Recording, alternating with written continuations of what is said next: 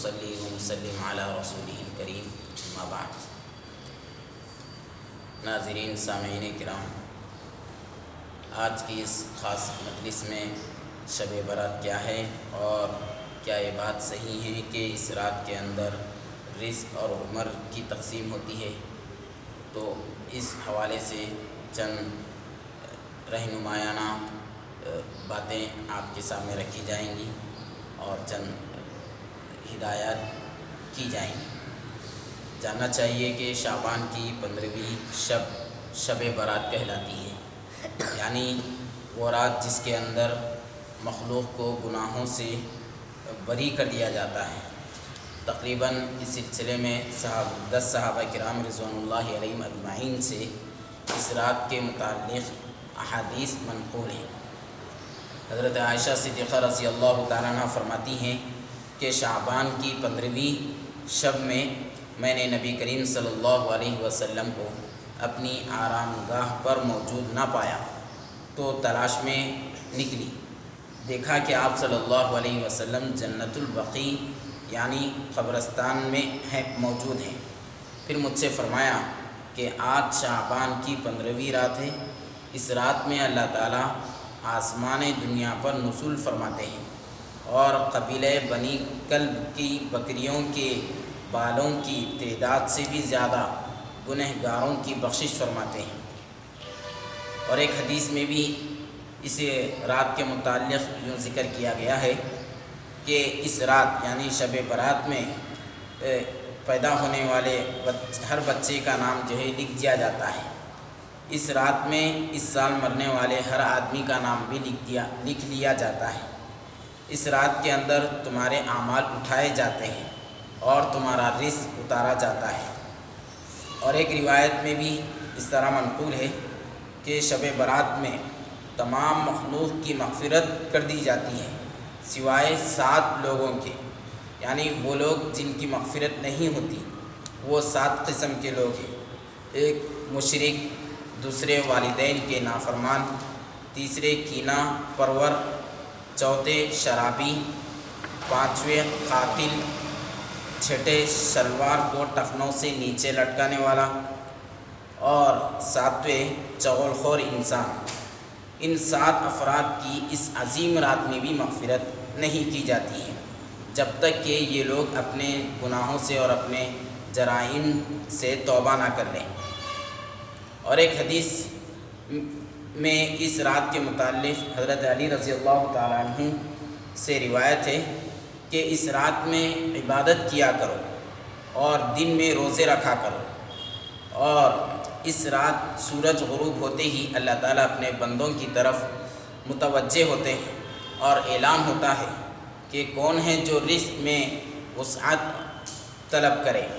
کون مصیبت زدہ ہے جو مصیبت سے چھٹکارا حاصل کرنا چاہتا ہو۔ تو الغرض ان احادیث کریمہ اور صحابہ کرام رضوان اللہ علیہم اجمعین اور بزرگان دین رحمہم اللہ کے عمل سے اس رات کے اندر کیا چیزیں واقع ہونے والی ہے، کیا چیزیں انجام دی جاتی ہیں، یہ احادیث کے ذریعے سے ہمیں معلوم ہوا ہے۔ خلاصے کے طور پر ہمیں یہ بھی اندازہ ہوا ہے کہ اس رات میں ہم کو 3 کام کرنا ہے۔ ایک تو یہ کہ قبرستان جا کر مردوں کے لیے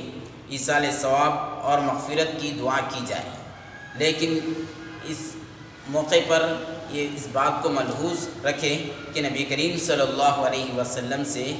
ساری زندگی میں صرف ایک مرتبہ شب برات کے اندر جنت البقیع جانا ثابت ہے،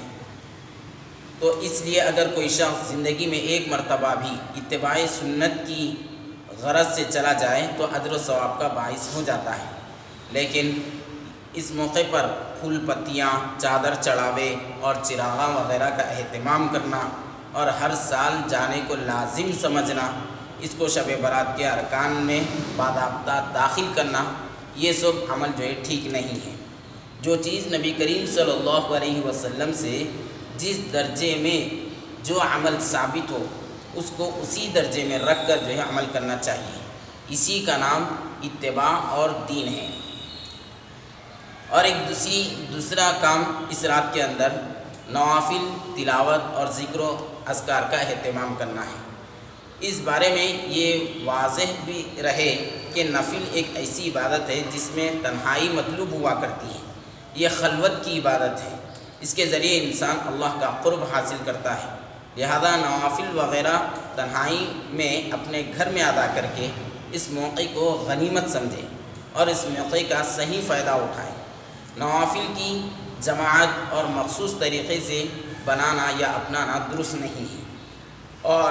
یہ فضیلت والی راتیں شور و شغب اور میلے اجتماع اور محفلیں جمانا اور چبوتروں پر اپنا وقت گزارنا اور شور و شغب کرنا اور وقت کو ضائع کرنا، ان تمام چیزوں سے اپنے آپ کو بچائیں۔ تیسرا یہ کہ اس دن میں روزہ رکھنا مستحب ہے۔ ایک تو اس روزے کے تعلق سے حضرت علی رضی اللہ تعالیٰ عنہ کی روایت ہے، دوسری یہ کہ نبی کریم صلی اللہ علیہ وسلم ہر مہینے ایام 20 یعنی 13، 14، 15 کے روزوں کا اہتمام فرمایا کرتے تھے، لہذا اس نیت سے روزہ رکھ لیا جائے تو ثواب بھی ہو جائے گا اور عمل اتباع سنت بھی ہو جائے گی۔ باقی اس رات کے اندر آتش بازی کرنا اور حلوے کی رسم وغیرہ کا اہتمام کرنا یہ سب خرافات ہے، اسراف اور فضول خرچی ہے۔